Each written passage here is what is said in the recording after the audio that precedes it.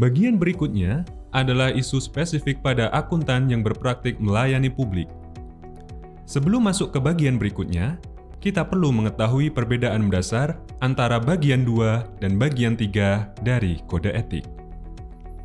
Mari mengulang sejenak bagian 2. Akuntan dapat bekerja di bidang-bidang seperti pendidikan dan perdagangan. Sebagai contoh, Bapak Adi adalah seorang staf akuntansi pada perusahaan manufaktur, dan Bapak Chandra adalah pengajar akuntansi di sebuah universitas negeri. Mari fokus ke Bapak Adi. Ia membantu perusahaan untuk menyusun laporan keuangan yang berasal dari sekumpulan transaksi. Bapak Adi memberikan jasanya kepada perusahaan tempatnya bekerja. Begitu pula Bapak Chandra. Ia memberikan pemahaman dan pengetahuan kepada mahasiswa terkait akuntansi. Bapak Chandra juga memberikan jasanya kepada mahasiswa di universitas. Dengan demikian, seorang akuntan yang bekerja di bisnis memberikan jasanya kepada perusahaan atau entitas tempatnya bekerja. Maka, kita dapat memahami bahwa ruang lingkup akuntan yang bekerja di bisnis adalah antara akuntan dan entitas tempatnya bekerja. Lalu, bagaimana dengan bagian 3? Bagian 3 menjelaskan tentang akuntan yang berpraktik melayani publik. Bagian 3 menggambarkan hubungan antara akuntan dan pihak ketiga, yakni pengguna jasa profesional. Pihak ketiga tersebut merupakan pihak di luar perusahaan tempat akuntan bekerja. Ia dapat berupa perorangan maupun entitas. Contoh dari pihak ketiga adalah klien dari KJA yang mana akuntan berpraktik melalui kantor jasa akuntan memberikan jasa kompilasi kepada kliennya. Klien pada contoh ini adalah pihak ketiga di luar kantor tempat akuntan bekerja. Jadi, kita sudah dapat memisahkan perbedaan hubungan antara bagian 2 dan bagian 3. Perlu diingat bahwa pemahaman atas perbedaan hubungan akan memudahkan kita dalam membahas isu spesifik selanjutnya. Akuntan yang berpraktik melayani publik memiliki tantangan tersendiri dalam menerapkan kode etik akuntan Indonesia. Seperti halnya pembahasan pada bagian 2, terdapat isu spesifik pada penerapan akuntan yang bekerja di bisnis. Maka, isu spesifik yang dihadapi oleh akuntan yang berpraktik melayani publik adalah: yang pertama, benturan kepentingan. Yang kedua, penunjukan profesional. Yang ketiga, pendapat kedua. Yang keempat, imbalan dan jenis remunerasi lain. Yang kelima, bujukan. Yang keenam, kustodi aset klien. Yang ketujuh, respon ketidakpatuhan terhadap peraturan perundang-undangan. Penjelasan isu spesifik dimulai dari benturan kepentingan. Isu pertama adalah benturan kepentingan. Benturan kepentingan tidak hanya terdapat pada tantangan penerapan akuntan yang bekerja di bisnis, namun juga akuntan yang berpraktik melayani publik. Perbedaan mendasar atas benturan kepentingan pada bagian ketiga adalah hubungannya dengan pihak ketiga. Benturan kepentingan terjadi antara akuntan dan pihak ketiga. Sebagai contoh, akuntan memberikan advis kepada klien atas pembelian produk dan saat yang bersamaan, akuntan juga memiliki perjanjian komisi dengan salah satu pemasok untuk produk tersebut. Pada kasus ini, akuntan memiliki kepentingan untuk memperkaya diri dengan mendapatkan komisi atas penjualan. Jika klien berhasil membeli produk dalam jumlah besar, akuntan akan mendapatkan komisi yang besar pula. Akuntan mengedepankan kepentingan pribadi dibanding kepentingan klien. Maka, advis yang diberikan oleh akuntan tidak memiliki unsur objektivitas. Selain benturan kepentingan antara akuntan dan pihak ketiga, terdapat juga benturan kepentingan antara klien-klien dari akuntan. Mari simak contoh berikut. Akuntan memberikan advis kepada dua klien pada saat yang bersamaan yang keduanya sedang bersaing untuk mengakuisisi perusahaan yang sama.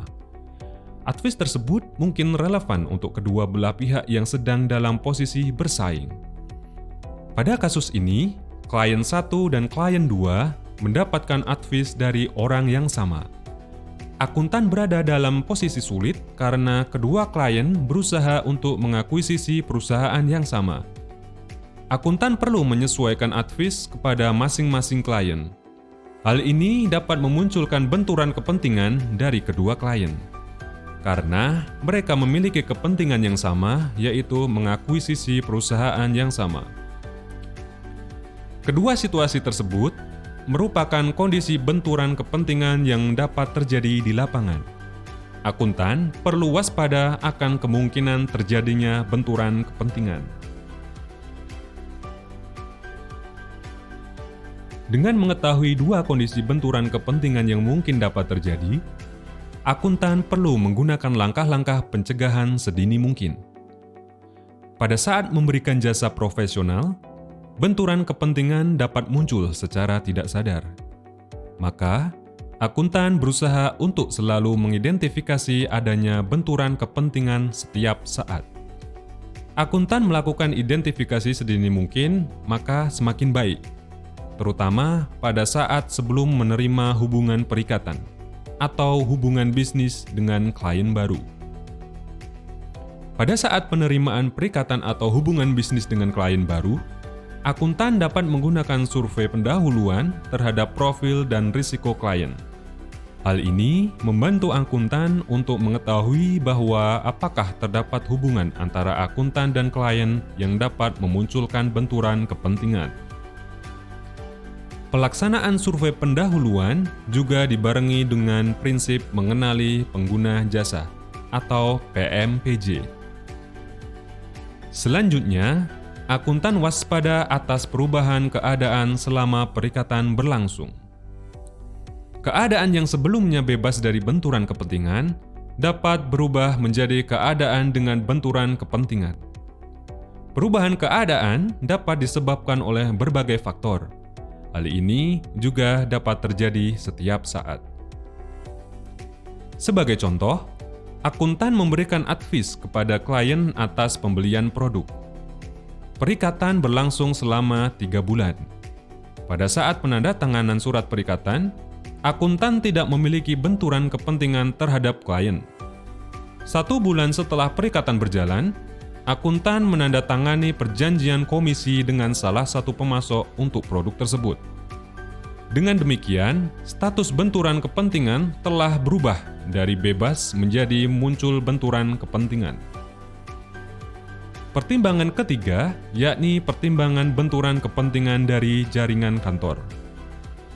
Kantor akuntan dapat memiliki cabang atau jaringan di tempat lain. Benturan kepentingan dapat berasal dari hubungan yang ada antara kantor, jaringan kantor, dan klien. Maka, akuntan perlu mengidentifikasi yang pertama, sifat dari jasa profesional yang diberikan. Yang kedua, klien yang dilayani oleh jaringan kantor.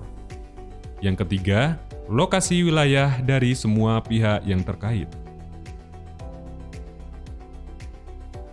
Sebelum kita masuk ke dalam contoh aktual di kehidupan nyata, perlu diketahui bahwa setiap contoh adalah fiksi dan dirancang hanya untuk membantu pemahaman dalam materi program pembelajaran etika CAFB.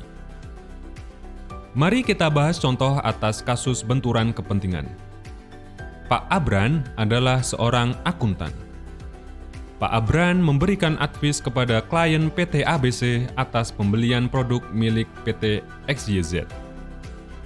Pada saat bersamaan, Pak Abran juga memiliki perjanjian royalti atau komisi dengan salah satu pemasok untuk produk PT XYZ. Jika Pak Abran berhasil menjual produk, maka Pak Abran akan mendapatkan komisi 10% dari nilai penjualan. Pak Abran memberikan advis kepada klien PT ABC agar membeli dengan jumlah yang banyak. Berdasarkan deskripsi tersebut, Pak Abran berusaha untuk memberikan advis agar PT ABC membeli produk PT XYZ dalam jumlah besar. Semakin banyak kuantitas pembelian, semakin banyak pula komisi yang didapat Pak Abran. Ia tidak memberikan advis secara profesional, berdasarkan fakta dan keadaan di lapangan. namun memberikan advies berdasarkan kepentingan pribadi. Dengan demikian, Pak Abran menghadapi ancaman kepentingan pribadi. Selain itu, benturan kepentingan ini mengabaikan prinsip objektivitas karena memberikan advies berdasarkan kepentingan pribadi. Akuntan dihadapkan pada situasi untuk bertindak tidak jujur. Hal ini mengakibatkan akuntan berada pada posisi yang dapat melanggar prinsip dasar etika. Artinya, ancaman kepentingan pribadi dalam kasus ini dapat membahayakan kepatuhan terhadap prinsip integritas. Maka, akuntan perlu mengatasi ancaman tersebut dengan pilihan cara sebagai berikut.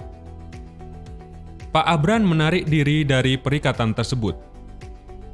Rekan kerja KJA tempat Pak Abran bekerja membuat prosedur survei terhadap seluruh karyawan untuk mengetahui kepentingan setiap karyawan. Survei ini dapat diterapkan pada saat awal penerimaan karyawan dan rutin setiap periode tertentu.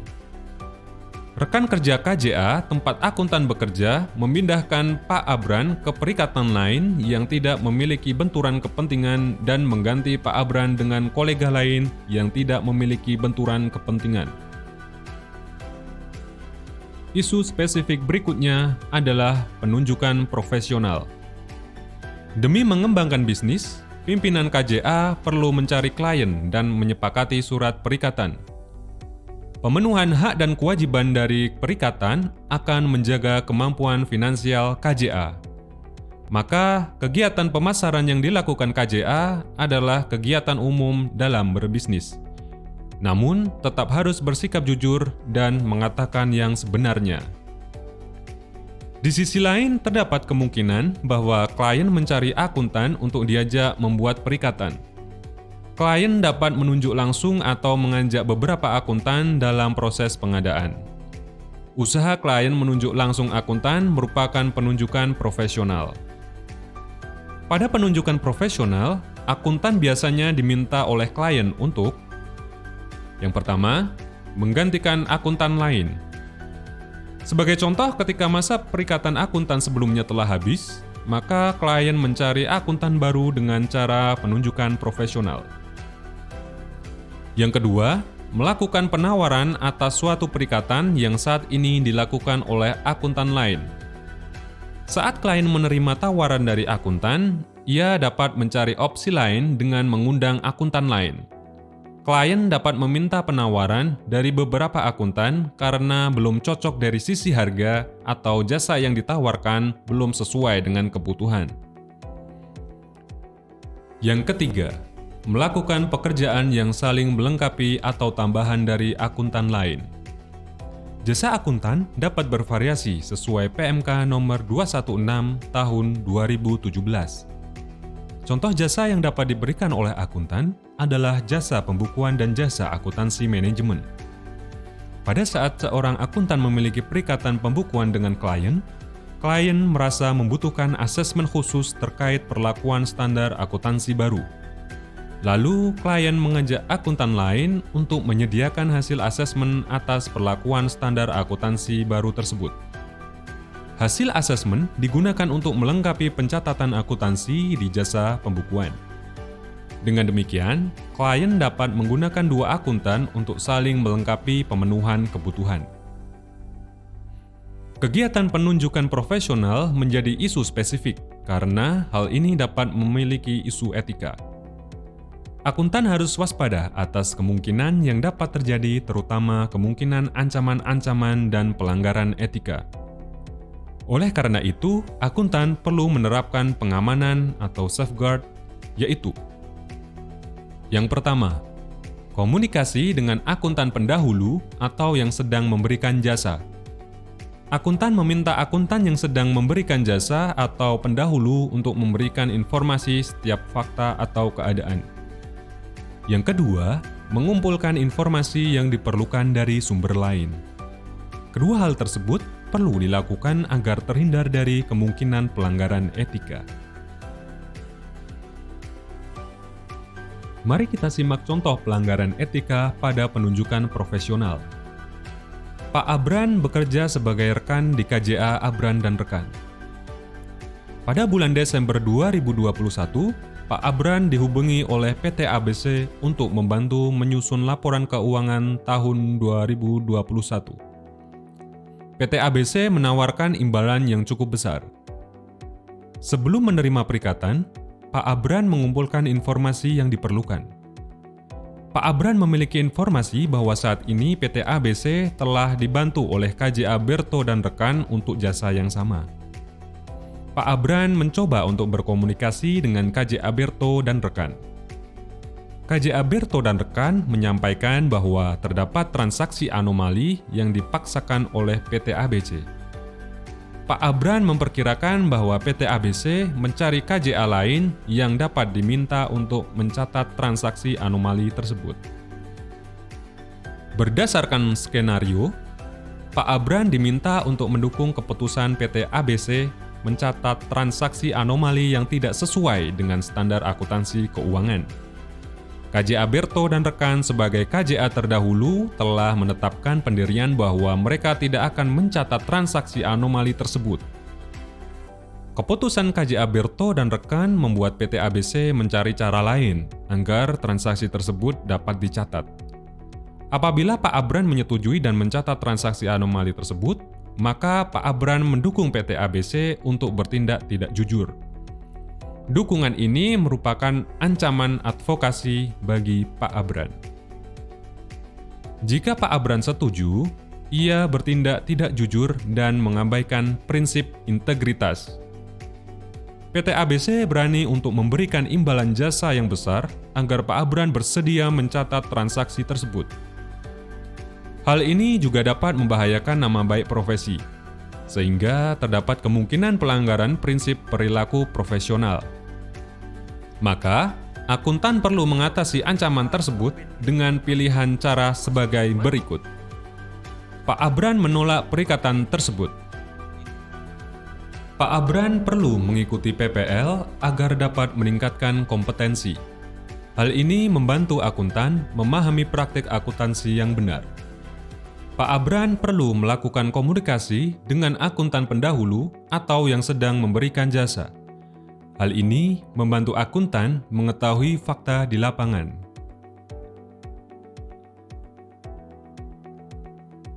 Isu spesifik berikutnya adalah pendapat kedua. Akuntan dapat menghadapi permasalahan akuntansi pada suatu perikatan.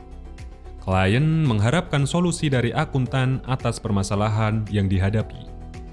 Kehadiran akuntan dapat dianggap menjadi pihak yang lebih ahli atau lebih memahami perihal akuntansi, sehingga tidak dapat dipungkiri bahwa klien akan menyerahkan pemecahan masalah tersebut ke akuntan. Pada suatu situasi, terdapat kemungkinan bahwa klien kurang sepakat dengan solusi yang diberikan akuntan. Lalu, klien mencoba untuk mencari pendapat lain untuk melengkapi atau mengonfirmasi solusi sebelumnya. Usaha klien untuk mencari pendapat lain adalah pendapat kedua. Akuntan diminta untuk memberikan pendapat kedua mengenai penerapan akuntansi, auditing, pelaporan, atau standar atau prinsip lain untuk suatu keadaan khusus, atau transaksi tertentu atau atas nama suatu perusahaan atau suatu entitas yang saat ini bukan merupakan klien. Pendapat kedua menjadi perhatian karena dapat memunculkan ancaman, seperti ancaman kepentingan pribadi terhadap kepatuhan pada prinsip kompetensi dan kehati-hatian profesional. Hal ini dapat terjadi jika pendapat kedua akuntan tidak didasarkan pada fakta. Akuntan dapat memperoleh informasi berupa fakta yang berasal dari akuntan yang sedang memberikan jasa, atau akuntan pendahulu atau bukti-bukti yang memadai.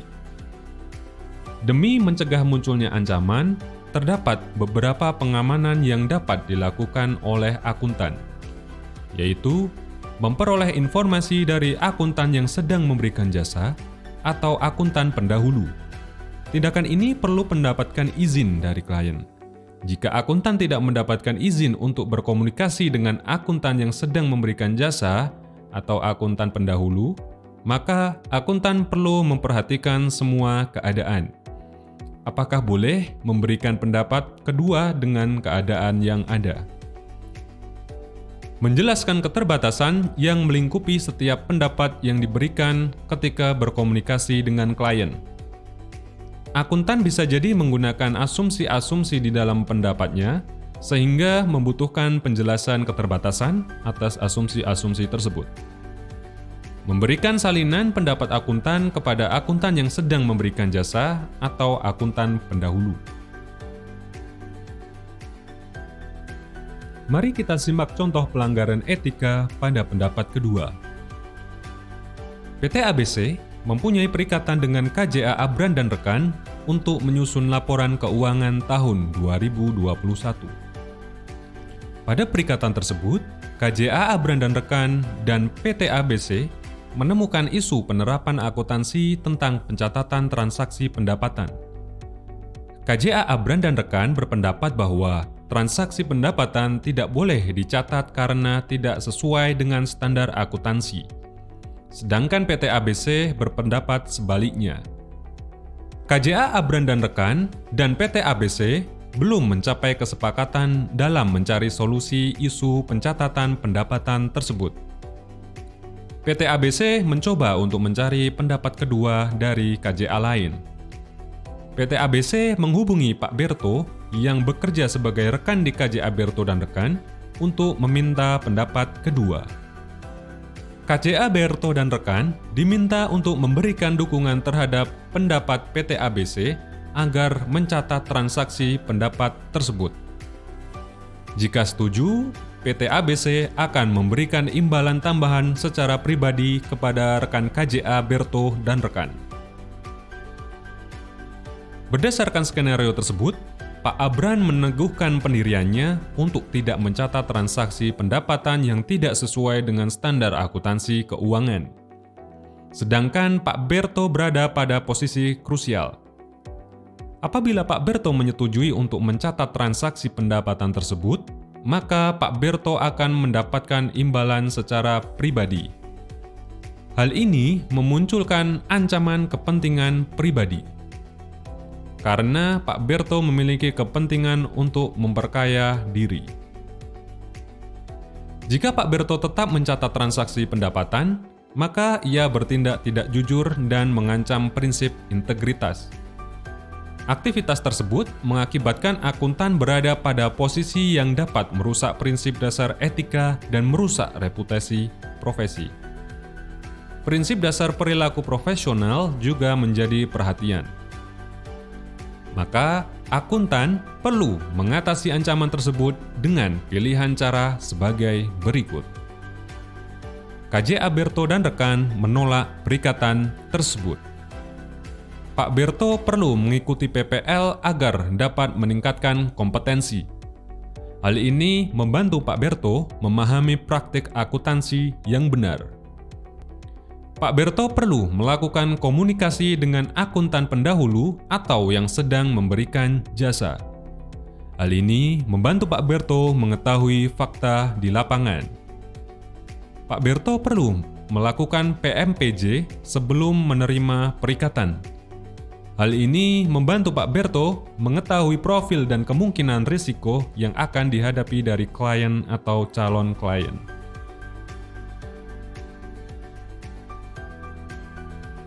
Isu spesifik berikutnya adalah imbalan dan jenis remunerasi lain. Akuntan memberikan jasa profesional kepada klien dengan mengharap imbalan.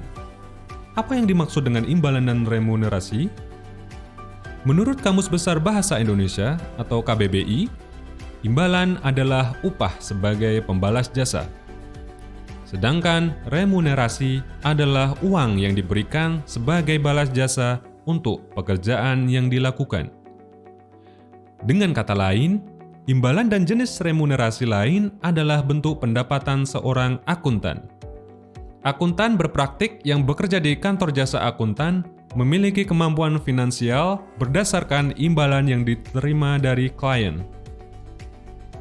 Lalu, bagaimana imbalan atau remunerasi dapat menjadi isu spesifik di kode etik? Imbalan yang bernilai besar atau kecil dapat mempengaruhi kondisi akuntan sehingga bisa mengancam prinsip dasar etika. Jika klien menawarkan imbalan yang lebih rendah dari akuntan lain, bukan merupakan pelanggaran etika. Namun, jika imbalan yang ditawarkan sangat rendah, sehingga mungkin sulit melakukan perikatan sesuai dengan standar profesional dan standar teknis yang berlaku. Berikut contoh sederhana. Seorang akuntan mendapatkan tawaran dari klien untuk melakukan pembukuan selama 1 tahun. Klien menawarkan imbalan sebesar 50 juta rupiah selama 1 tahun. Akuntan melakukan diskusi awal dan memahami bahwa transaksi klien cukup kompleks dan banyak. Atas dasar ini, akuntan membutuhkan tambahan sumber daya manusia dan waktu untuk mengerjakan secara memadai. Akuntan menghitung anggaran perikatan pembukuan dengan seksama. Lalu, ia menentukan bahwa 150 juta rupiah adalah nilai yang pas untuk melakukan perikatan. Dengan nilai 150 juta rupiah, akuntan akan dibantu oleh 1 orang staf dengan waktu 5 hari setiap bulan. Dengan nilai 50 juta rupiah, akuntan akan mengerjakan sendiri dengan waktu 2 hari setiap bulan. Dengan demikian, pelaksanaan perikatan dengan nilai imbalan 50 juta rupiah akan tidak maksimal. Terdapat kecenderungan bahwa akuntan menyelesaikan perikatan dengan cara singkat yang belum tentu sesuai dengan standar akuntansi keuangan dan standar profesi jasa akuntan. Perlu diingat bahwa contoh di atas fiksi dan hanya sebagai alat bantu pemahaman isu spesifik imbalan dan jenis remunerasi lain. Pada kenyataannya, penentuan besaran imbalan dapat bervariasi. Akuntan harus menggunakan proses perencanaan yang tepat agar dapat menentukan nilai imbalan yang sesuai. Mari kita simak contoh pelanggaran etika pada imbalan dan jenis remunerasi lain. Pak Abran bekerja sebagai rekan di KJA Abran dan Rekan. Pada bulan Januari 2022, Pak Abran menghadiri pertemuan dengan PT ABC. Pak Abran merupakan kerabat dekat pimpinan PT ABC, yaitu Pak Cedro. PT ABC menyampaikan kebutuhannya akan penyusunan laporan keuangan tahun 2021. PT ABC menawarkan perikatan kompilasi pada Pak Abran dengan imbalan yang rendah dan jangka waktu penyelesaian yang pendek. Alasan PT ABC hanya dapat memberikan imbalan yang rendah adalah perusahaan sedang mengalami kesulitan ekonomi akibat pandemi. Hubungan kedekatan antara Pak Abran dan Pak Cedro membuat Pak Abran menerima alasan tersebut. Pak Abran menilai bahwa imbalan tidak sesuai dengan cakupan pekerjaan berdasarkan hasil survei pendahuluan tentang kemampuan PT ABC di sisi finansial. Pak Abran menilai bahwa kemampuan finansial PT ABC sedang baik-baik saja. Jika Pak Abran menerima perikatan tersebut, Pak Abran tidak dapat menjalankan perikatan secara maksimal, yaitu dengan mematuhi standar profesi dan standar teknis yang berlaku.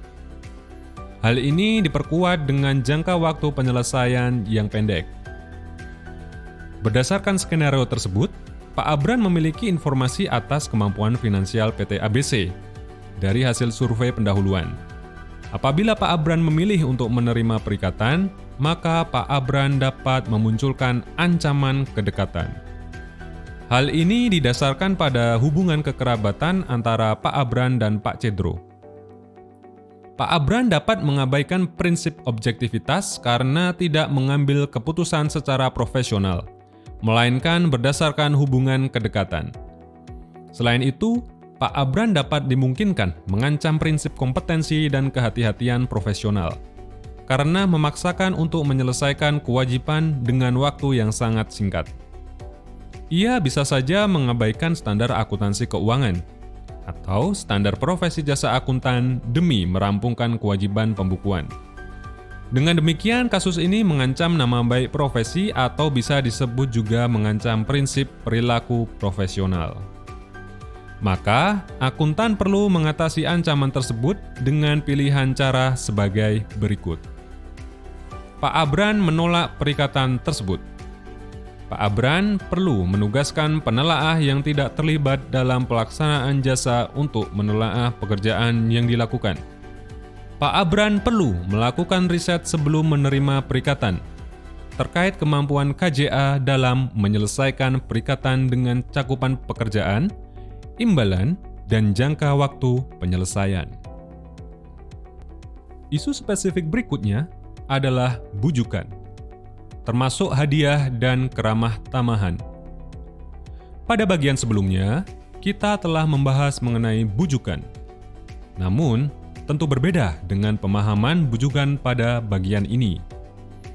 Kembali lagi, bagian ini berkaitan dengan hubungan antara akuntan dengan pihak eksternal. Akuntan memberikan jasa profesional kepada klien yang berbentuk perorangan atau entitas dan dapat memiliki pihak berkepentingan lain di dalam lingkup perikatannya. Mari mengulang sejenak definisi dari bujukan. Bujukan berasal dari bujuk. Menurut KBBI, bujuk adalah usaha untuk meyakinkan seseorang dengan kata-kata manis dan sebagainya bahwa yang dikatakan benar atau disebut juga rayu. Lalu dengan menambah konsonan an, terbentuklah bujukan, yang artinya menurut KBBI adalah rayuan. Sedangkan definisi bujukan menurut Kode Etik Akuntan Indonesia adalah objek, situasi, atau tindakan yang digunakan untuk memengaruhi perilaku individu lain. Namun, tidak dimaksudkan untuk memengaruhi perilaku individu tersebut secara tidak patut. Pada bagian ini, Anda perlu memfokuskan pada aktivitas profesional dengan pihak eksternal. Bujukan dapat berasal dari klien perikatan atau pihak lain yang berkepentingan. Sebagai contoh, Anda membantu teman Anda untuk menyusun laporan keuangan.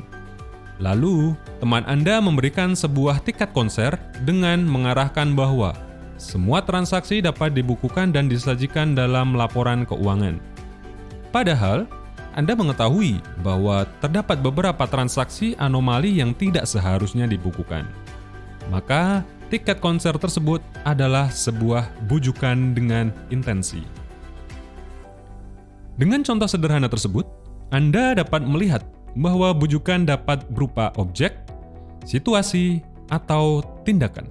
Seperti yang pertama, hadiah, yang kedua, keramah tamahan, yang ketiga, hiburan, yang keempat, perlakuan atau hak istimewa, dan yang kelima, pemberian kerja atau kesempatan komersial. Saat ini Anda mengetahui bahwa bujukan bisa bertujuan baik maupun buruk. Maka pertanyaan selanjutnya adalah, apakah bujukan boleh dilakukan? Untuk menjawab pertanyaan ini, kita tidak bisa serta-merta mengatakan bahwa perilaku tersebut boleh atau tidak boleh dilakukan. Sehingga terdapat hal-hal yang perlu dipertimbangkan dalam melakukan bujukan. Sesuai prinsip dasar etika perilaku profesional dan kompetensi dan kehati-hatian profesional, akuntan harus memahami dan mematuhi peraturan perundang-undangan yang berlaku. Peraturan perundang-undangan telah mengatur terkait bujukan yang dilarang. Bujukan apa saja yang dilarang oleh peraturan perundang-undangan? Berikut daftar bujukan yang dilarang menurut peraturan perundang-undangan. Yang pertama, kecurangan, korupsi, dan penyuapan. Yang kedua, pencucian uang, pendanaan teroris, dan tindakan kriminal. Maka, penggunaan bujukan harus selalu memperhatikan peraturan perundang-undangan yang berlaku. Bujukan boleh dilakukan selama tidak melanggar peraturan perundang-undangan yang berlaku. Tetapi, Anda tidak dapat berhenti sampai di sini. Bujukan selalu berkaitan erat dengan intensi. Intensi menurut KBBI adalah maksud atau tujuan. Dengan itu, bujukan yang tidak dilarang menurut peraturan perundang-undangan dapat terbagi menjadi dua. Yang pertama, bujukan dengan intensi. Dan yang kedua, Bujukan tanpa intensi. Bujukan dengan intensi harus merujuk kembali kepada peraturan perundang-undangan yang berlaku. Bisa jadi terdapat maksud atau tujuan yang dilarang oleh peraturan perundang-undangan. Sekali lagi, tetap perlu diingat bahwa walaupun terdapat hal-hal yang tidak dilarang oleh peraturan perundang-undangan, bujukan masih dapat memunculkan ancaman. Mari kita simak contoh pelanggaran etika pada bujukan termasuk hadiah dan keramah tamahan. Pak Abran bekerja sebagai rekan di KJA Abran dan Rekan. Pak Abran sedang menjalankan perikatan pembukuan tahun 2021 pada PT ABC. Pak Abran menemukan bahwa terdapat transaksi pendapatan anomali di bulan Desember 2021. Pak Abran meminta penjelasan dari manajemen PT ABC mengenai transaksi tersebut. Pak Abran menilai bahwa transaksi ini merupakan transaksi yang belum dapat diakui di periode Desember 2021. Seharusnya transaksi ini diakui pada bulan Januari 2022. Manajemen PT ABC menyampaikan bahwa transaksi tersebut benar adanya dan harus dicatat. Apabila Pak Abran mencatat transaksi pendapatan tersebut, kinerja perusahaan tahun 2021 tercapai. Jika Pak Abran tidak mencatat, kinerja perusahaan tahun 2021 tidak tercapai. Manajemen PT ABC mendekati Pak Abran secara personal dan menawarkan tiket liburan ke luar negeri secara gratis. Pak Abran menyadari bahwa manajemen PT ABC telah membujuk Pak Abran dengan memberi tiket liburan. Berdasarkan skenario tersebut, Pak Abran mengetahui bahwa transaksi pendapatan yang anomali tidak boleh pada tahun 2021. Namun, manajemen memberikan bujukan berupa tiket liburan gratis kepada Pak Abran agar transaksi tersebut dapat dibukukan. Hal ini mengakibatkan ancaman kepentingan pribadi. Jika Pak Abran menerima tiket liburan dan membukukan transaksi anomali tersebut, kondisi tersebut mengancam prinsip integritas. Ia bisa saja mengabaikan standar akuntansi keuangan atau standar profesi jasa akuntan demi memenuhi kepentingan pribadi. Dengan demikian, kasus ini mengancam nama baik profesi atau bisa disebut juga mengancam prinsip perilaku profesional. Maka, akuntan perlu mengatasi ancaman tersebut dengan pilihan cara sebagai berikut. Tindakan pengamanan. Bersikap transparan kepada rekan dan kolega di KJA. Mencatatkan bujukan tersebut dalam catatan yang dipantau oleh rekan KJA atau individu lain yang bertanggung jawab atas kepatuhan etika KJA. Menugaskan penelaah yang tepat yang tidak terlibat dalam menerima hadiah. Memberikan bujukan tersebut untuk donasi dalam acara amal. Tindakan untuk menghilangkan ancaman. Menolak hadiah, mengembalikan hadiah yang diterima, menghentikan hubungan bisnis dengan klien. Isu spesifik berikutnya adalah kustodi aset klien. Menurut KBBI, kustodi adalah tanggung jawab dan kontrol atas seseorang atau barang.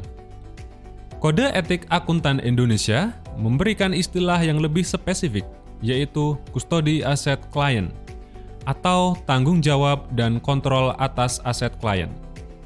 Akuntan dapat memiliki perikatan untuk mengelola aset klien atau kustodi aset klien. Dengan demikian, akuntan perlu memperhatikan tindakan sebelum dan sesudah kustodi. Sebelum kustodi dilakukan, akuntan perlu melakukan penyelidikan mengenai sumber aset, mempertimbangkan kewajiban hukum dan peraturan yang berlaku. Setelah kustodi dilakukan, akuntan perlu mematuhi peraturan perundang-undangan yang berlaku, menyimpan aset secara terpisah dari aset pribadi atau aset kantor, menggunakan aset hanya untuk tujuan yang telah ditetapkan, mempertanggungjawabkan aset dan setiap penghasilan dividen atau keuntungan yang dihasilkan, Penting untuk diingat bahwa terdapat kekhawatiran bahwa aset pribadi atau kantor tercampur dengan aset klien. Akuntan harus memisahkan aset pribadi atau kantor dengan aset klien. Jika tercampur, maka akuntan akan sulit memisahkan antara keuntungan dari aset pribadi atau aset klien. Sebagai contoh, Anda memiliki bisnis rumah kontrakan. Anda memiliki rumah kontrakan saat ini berjumlah 10 rumah. Lalu teman Anda menitipkan 2 rumah kontrakan miliknya untuk dikelola oleh Anda. Selama 1 tahun, Anda telah menghasilkan pendapatan dari sewa rumah kontrakan sebesar 100 juta rupiah. Teman Anda meminta bagi hasil atas penitipan 2 rumah kontrakan miliknya. Jika Anda sudah memisahkan sejak awal penitipan, maka Anda dapat secara mudah memisahkan juga pendapatan atas kedua rumah titipan. Jika Anda belum memisahkan sejak awal penitipan, maka Anda akan kesulitan memisahkan pendapatan atas kedua rumah titipan. Berdasarkan contoh sederhana tersebut, Anda dapat memahami bahwa pemisahan aset klien begitu penting sejak awal penyerahan.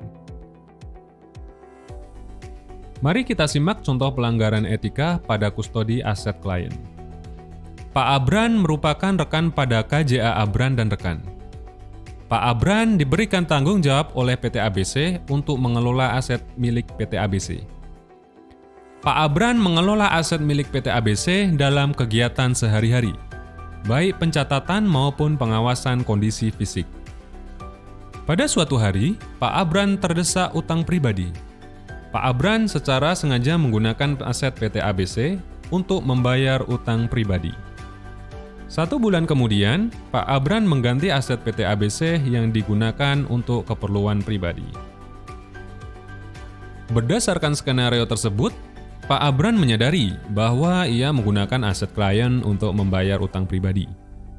Hal ini memunculkan ancaman kepentingan pribadi karena Pak Abran menggunakan aset klien untuk kepentingan pribadi. Pak Abran telah bersikap tidak jujur dan mengancam prinsip integritas. Tindakan ini juga dapat mengancam nama baik profesi atau bisa disebut juga mengancam prinsip perilaku profesional. Maka, Pak Abran perlu mengatasi ancaman tersebut dengan pilihan cara sebagai berikut. KJA Abran dan rekan perlu mengganti penanggung jawab atas kustodi aset PT ABC. KJA Abran dan rekan perlu melakukan pengawasan secara reguler terhadap kustodi aset PT ABC. Pihak pengawas merupakan rekan lain di luar lingkup kustodi aset klien yang bersifat independen. KJA Abran dan rekan dapat menghentikan perikatan kustodi aset klien. Isu ke-6 adalah respons atas ketidakpatuhan terhadap peraturan perundang-undangan. Apakah itu ketidakpatuhan terhadap peraturan perundang-undangan? Tindakan penghilangan atau perbuatan, baik disengaja atau tidak disengaja, yang bertentangan dengan peraturan perundang-undangan yang berlaku yang dilakukan oleh pihak-pihak berikut. Yang pertama, organisasi tempatnya bekerja. Yang kedua, penanggung jawab tata kelola di organisasi tempatnya bekerja. Yang ketiga, manajemen organisasi tempatnya bekerja. Atau yang keempat, individu lain yang bekerja untuk atau di bawah arahan dari organisasi tempatnya bekerja. Akuntan diminta untuk waspada terhadap ketidakpatuhan atau dugaan ketidakpatuhan yang terjadi oleh pihak-pihak di atas, baik akuntan sebagai pelaku maupun sebagai saksi. Jika bertemu dengan ketidakpatuhan atau dugaan ketidakpatuhan, maka akuntan perlu merespon dengan cara: yang pertama, mematuhi prinsip integritas dan perilaku profesional. Yang kedua, meningkatkan manajemen atau, jika tepat, penanggung jawab tata kelola di organisasi tempatnya bekerja untuk A. Memungkinkan mereka memperbaiki, memulihkan, atau memitigasi dampak dari ketidakpatuhan yang teridentifikasi atau terduga. Atau B. Mencegah ketidakpatuhan sebelum terjadi. Dan yang ketiga, mengambil tindakan lanjutan yang tepat dalam melindungi kepentingan publik.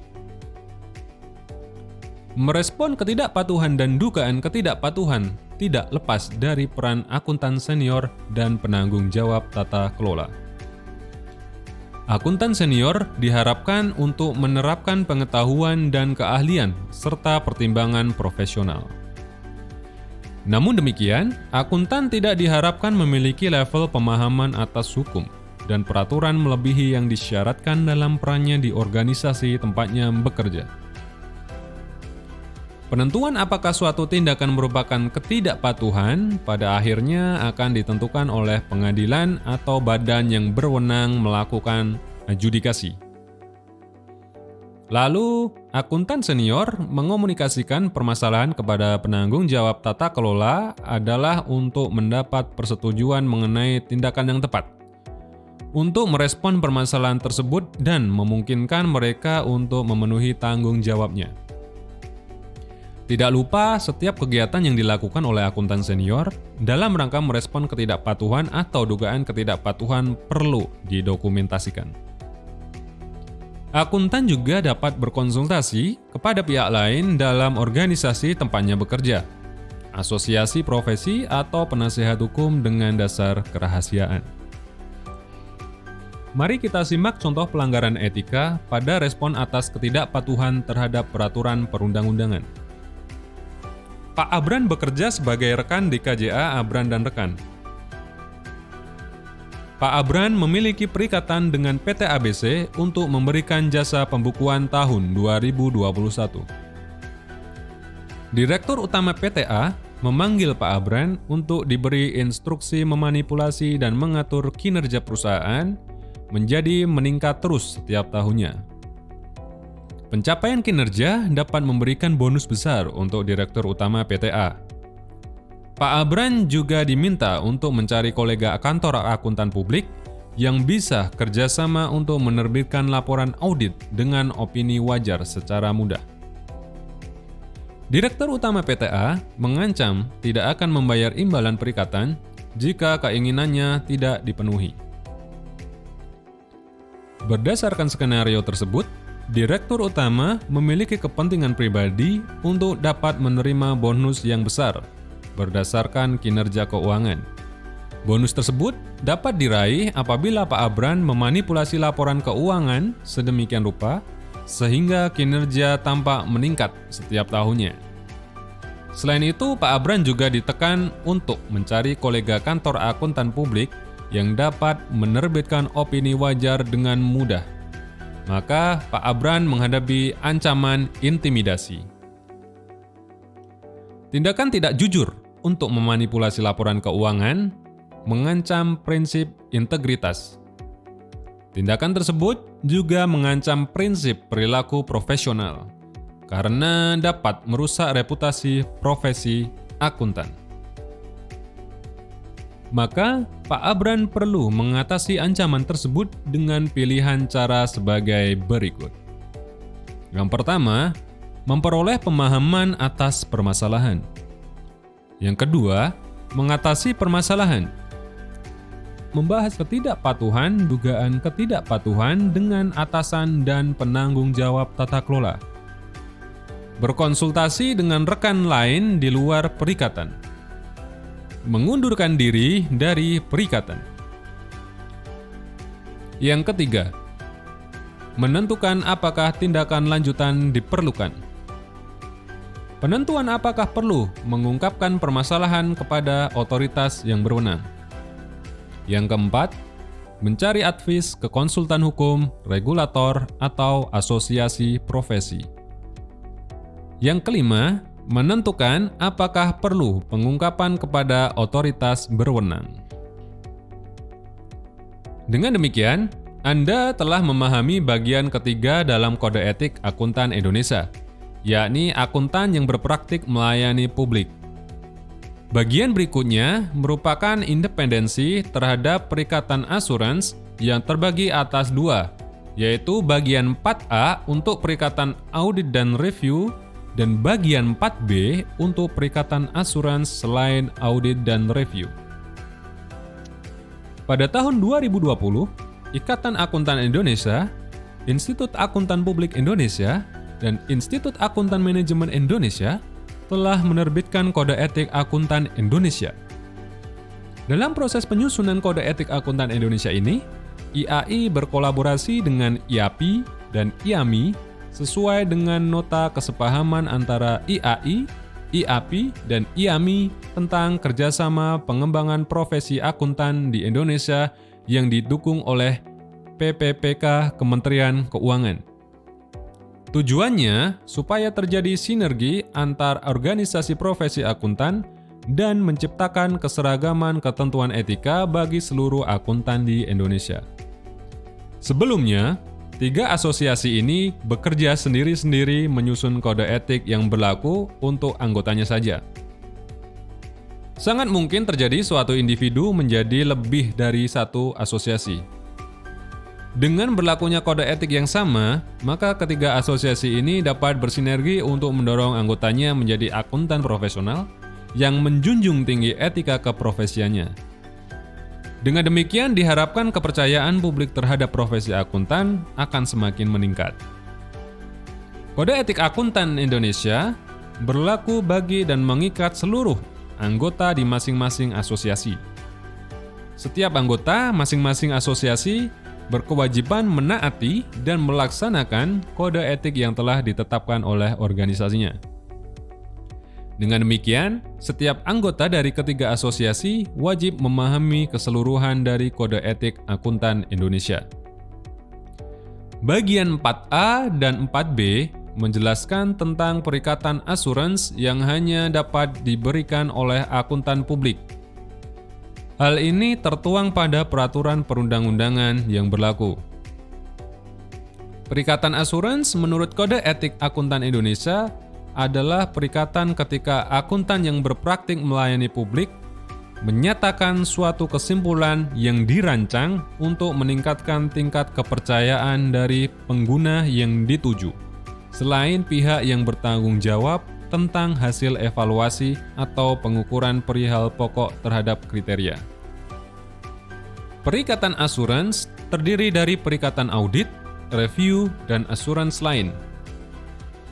Perikatan audit menurut Kode Etik Akuntan Indonesia adalah suatu perikatan asuransi yang dilakukan oleh akuntan yang berpraktik melayani publik pada suatu kantor untuk menyatakan opini mengenai apakah laporan keuangan yang disusun dalam semua hal yang material atau disajikan secara wajar dalam semua hal yang material, sesuai dengan kerangka pelaporan keuangan yang berlaku.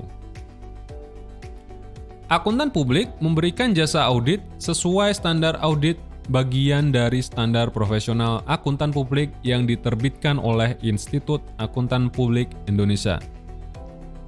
Perikatan review menurut Kode Etik Akuntan Indonesia adalah suatu perikatan asuransi yang dilakukan oleh akuntan yang berpraktik melayani publik pada suatu kantor sesuai dengan standar perikatan review untuk menyatakan suatu kesimpulan berdasarkan prosedur-prosedur yang tidak menyediakan bukti yang diperlukan dalam suatu audit. Akuntan publik memberikan jasa review sesuai standar perikatan review bagian dari standar profesional akuntan publik yang diterbitkan oleh Institut Akuntan Publik Indonesia. Pada saat akuntan publik memberikan jasa asuransi, terdapat persyaratan pelaksanaannya yaitu independensi. Akuntan publik memberikan jasa asuransi dengan hasil berupa kesimpulan untuk meningkatkan tingkat kepercayaan dari pengguna laporan. Kesimpulan harus bersifat netral dan tidak memihak pada pihak manapun, sehingga pengguna dapat mengambil keputusan dengan tepat. Sebagai contoh, Anda diminta untuk memberikan jasa audit terhadap perusahaan milik kakak Anda. Pada saat pelaksanaan audit, Anda menemukan transaksi anomali yang perlu disesuaikan nilainya sesuai standar akuntansi keuangan yang berlaku.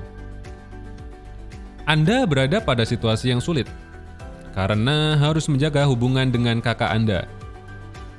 Anda harus mengambil keputusan untuk menyesuaikan nilai dari transaksi anomali tersebut. Jika tidak, opini atas laporan keuangan menjadi tidak wajar. Apabila Anda independen, maka Anda akan melakukan penyesuaian atas transaksi anomali. Apabila Anda tidak independen, maka transaksi anomali akan tetap dibukukan. Anda telah mengesampingkan prinsip objektivitas dan integritas. Jadi, apakah Anda dapat tetap bersikap independen? Contoh tersebut hanyalah contoh sederhana untuk memudahkan Anda memahami pentingnya independensi, yang mana berkaitan dengan prinsip objektivitas dan integritas. Kode Etik Akuntan Indonesia mengenalkan dua jenis independensi, yaitu yang pertama, independensi dalam pemikiran, dan yang kedua, independensi dalam penampilan. Independensi dalam pemikiran adalah sikap mental pemikiran yang memungkinkan untuk menyatakan suatu kesimpulan dengan tidak terpengaruh oleh tekanan yang dapat mengompromikan pertimbangan profesional, sehingga memungkinkan individu bertindak secara berintegritas serta menerapkan objektivitas dan skeptisisme profesional. Independensi dalam penampilan adalah penghindaran fakta dan keadaan yang sangat signifikan sehingga pihak ketiga yang rasional dan memiliki informasi yang cukup dengan mempertimbangkan semua fakta dan keadaan tertentu menyimpulkan bahwa integritas, objektivitas, atau skeptisisme profesional dari suatu kantor atau personel dari tim audit atau tim asurans telah dikompromikan. Mari kembali ke contoh sebelumnya. Anda terlihat tidak independen karena melakukan audit untuk perusahaan milik saudara kandung. Hal ini merupakan contoh dari independensi dalam penampilan. Pada saat pelaksanaan audit, Anda diminta untuk memutuskan hal signifikan. Akan tetapi, Anda memiliki beban pikiran bahwa keputusan Anda harus dapat menjaga hubungan baik antara kakak Anda. Jika keputusan tidak menguntungkan kakak Anda, maka hubungan Anda dan kakak Anda menjadi buruk. Beban pikiran inilah yang dapat membuat Anda menjadi tidak bersikap objektif dan jujur, sehingga mengancam prinsip objektivitas dan integritas. Anda telah mencapai akhir dari materi Ethics Learning Program untuk tingkat dasar, yaitu Certificate in Accounting, Finance, and Business, CAFB. Setelah menyelesaikan e-learning ini, maka Anda dapat memahami secara umum tentang Kode Etik Akuntan Indonesia dan memenuhi persyaratan peserta ujian sertifikasi akuntan profesional level dasar CAFB. Namun sebelum itu, mari kita membahas hal penting bagi anggota IAI dan akuntan berpraktik. Akuntan berpraktik memberikan jasa profesionalnya melalui kantor jasa akuntan atau KJA. Pada sesi sebelumnya, Anda telah memahami perikatan asurans dan prinsip independensi. Perikatan ini diberikan oleh akuntan publik melalui kantor akuntan publik. Lalu, pertanyaan yang sering dilontarkan adalah, apakah KJA dapat memberikan jasa asurans? Untuk menjawab pertanyaan ini, mari kita membedah satu persatu dari peraturan perundang-undangan yang berlaku. Jawaban atas pertanyaan ini terdapat pada Undang-Undang Nomor 5 Tahun 2011 tentang Akuntan Publik. Pada pasal 3 ayat 1, Undang-undang menyatakan bahwa jasa audit dan review atas informasi keuangan historis merupakan jasa assurance. Dari sini kita menemukan tentang klasifikasi dari jasa asurans menurut undang-undang. Apabila kita melihat lebih dalam pada paragraf penjelas untuk pasal 3 ayat 1, jasa asurans adalah jasa akuntansi publik yang bertujuan untuk memberikan keyakinan bagi pengguna atas hasil evaluasi atas pengukuran informasi keuangan dan non-keuangan berdasarkan suatu kriteria. Selanjutnya, siapa yang berwenang memberikan jasa asurans? Pada pasal 3 ayat 2, Undang-Undang menyatakan bahwa jasa asurans hanya dapat diberikan oleh akuntan publik. Dengan adanya pernyataan ini, kita sudah dapat mengerucutkan bahwa akuntan berwenang untuk memberikan jasa asuran hanya akuntan publik. Lalu bagaimana dengan kantornya? Pada pasal 25 ayat 2, Undang-Undang menyatakan bahwa akuntan publik memberikan jasa melalui kantor akuntan publik atau KAP. Seperti halnya akuntan berpraktik, akuntan publik juga memiliki ketentuan kantornya. Sampai di sini, apakah Anda sudah menyimpulkan jawabannya? Tahan sejenak. Karena Undang-Undang memberikan penekanan larangan di pasal 57 ayat 2. Undang-Undang menyatakan bahwa setiap orang yang bukan akuntan publik dilarang memberikan jasa asuransi. Akuntan publik memberikan jasa profesionalnya melalui KAP dan akuntan berpraktik memberikan jasa profesionalnya melalui KJA. Dengan kata lain, KJA berbeda dengan KAP dari segi entitas dan wewenang. Jadi, Anda dapat mencapai kesimpulan yang jelas bahwa kantor jasa akuntan dilarang memberikan jasa asuransi. Inilah akhir dari materi Ethics Learning Program untuk tingkat dasar, yaitu Certificate in Accounting, Finance, and Business atau CAFB. Terima kasih telah menyimak materi ini dari awal sampai akhir. Semoga Anda dapat meraih kesuksesan dimanapun tempat Anda berkarya. Salam akuntan profesional.